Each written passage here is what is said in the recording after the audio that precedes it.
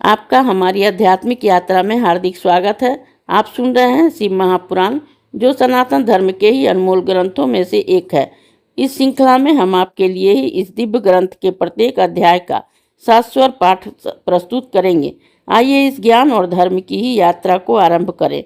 भगवान महादेव की महिमा और उपदेश से ही सजी इस पावन कथा के साथ ही ओम नमः शिवाय। 20वां अध्याय, ब्रह्मा की विरूपता का वर्णन। नारद जी ने पूछा कि हे ब्राह्मण, हे विधे, हे महाभाग, फिर इसके आगे क्या हुआ? समस्त पापों का नाशक सती का समस्त दिव्य चरित्र मुझे सुनाने की कृपा कीजिए। ब्रह्मा जी बोले कि हे नारद, जब शिव जी ने मेरा वध नहीं किया था तो तब सब देवता प्रसन्न हो जय जय करते हुए शंकर जी की स्तुति करने लगे। मैंने भी अनेकों स्रोतों से भी उनकी स्तुति की। तब भगवान शंकर ने प्रसन्न हो सबके सामने ही मुझसे कहा कि हे तात ब्रह्मा, अब निर्भय हो जाओ। मेरी आज्ञा से अपना मस्तक स्पर्श करो। मैंने अपना मस्तक छूकर तुम्हें प्रणाम किया है। शिव जी मेरे मस्तक पर जा बैठे।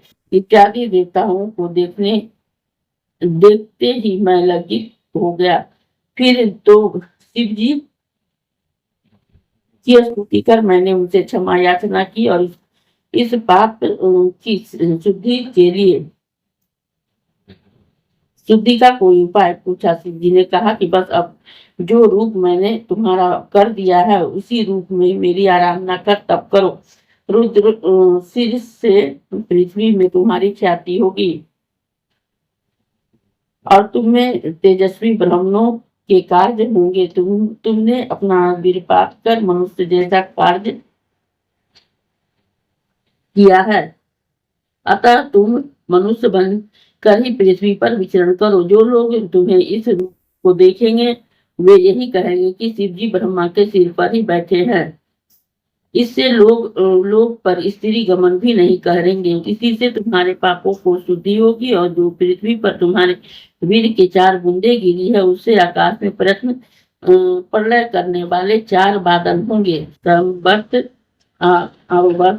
पुष्कर, द्रोण ऋषियों को देखते ही वे मेघ बन गए और तब भगवान शंकर और देवी सती दोनों शांत हो गए। फिर शंकर जी की आज्ञा से मैंने उनका विवाह कार्य संपन्न कराया और देवताओं ने सती और शंकर जी पर फूलों की वर्षा की और बड़ा उत्सव हुआ। तब उन ईश्वर ने आदर पूर्वक ही मुझसे कहा कि हे ब्रह्मन, तुमने विवाह कर उत्तम रूप से कराया है, इससे मैं प्रसन्न हो तुम्हें आचार्य की पदवी देता हूँ। बोलो दक्षिणा क्या दूं? मैंने विनम्र होकर कहा, वे हे देवेश, यदि आप मुझ पर प्रसन्न हैं तो मनुष्य की पाप शुद्धि के लिए ही आप इस वेदी में इसी रूप में ही स्थित रहिए। मैं इसी के समीप ही अपना आश्रम बनाकर तप करूंगा। शिव जी ने कहा कि तथा ऐसा ही हो। मैं लोक हितार्थ इस वेदी में ही सती देवी सहित वास करूंगा। पश्चात भगवान शंकर जी ने हाथ जोड़कर दक्ष से सती सहित जाने की आज्ञा मांगी। दक्ष ने बड़े उत्सव से अपनी पुत्री सती सहित ही श्री शंकर जी को विदा किया।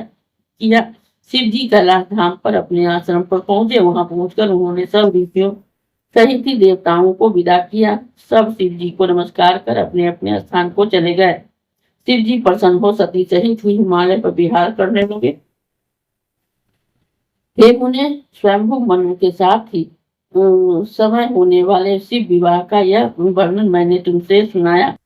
तो जो पुरुष विवाह के समय ही अथवा यज्ञ के पूर्व ही अवयव होकर ही शिव जी का पूजन कर इस आख्यान को सुनेंगे तो यह विवाहदार्थिक सारी निर्विघ्न पूर्ण होंगे। कन्याएं इसे सुनकर सुख सौभाग्य से पूर्णशील आचार गुणों से ही युक्त साध्वी तथा पुत्रवती होगी।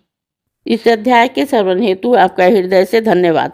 हम आशा करते हैं कि शिव महापुराण की यह दिव्य कथा आपको आध्यात्मिक शांति और गहन ज्ञान प्रदान कर रही होगी।